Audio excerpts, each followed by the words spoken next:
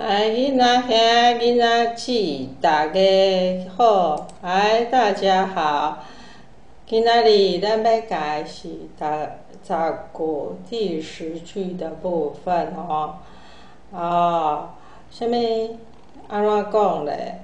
妖怪加势利，是什么意思咧？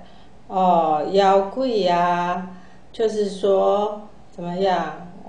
很想吃，可是呢，给势利却不好意思啊，所以你就假装很客气啦所以啊，这句叫做妖怪给势利那还有的话第一个字叫做妖，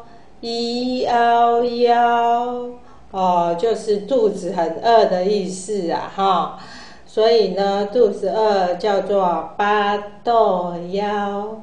那妖怪就是爱吃假势利假装很客气的意思不过呢，我们这个部分势利的部分如果我们只有讲势利其实是讲说我们请小心的意思那整个句子的意思是说，用来取笑心里很想吃，可是又拼命推辞的人好，那我们小朋友大家再跟着来念一遍：妖怪加势利，妖怪加势利。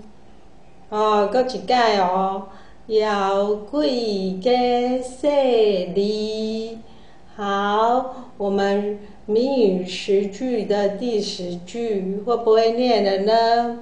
自己会不会念念看妖怪加势利。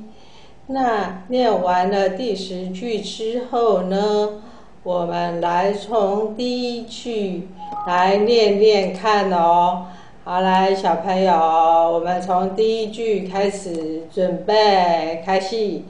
天公疼憨人，食紧拢伴碗，食果子莫树头，见面3分情，田无沟，水无流，好心趁甜，了无价袂倒滚，一顿炒到笑，乌人无胆，妖怪加势利。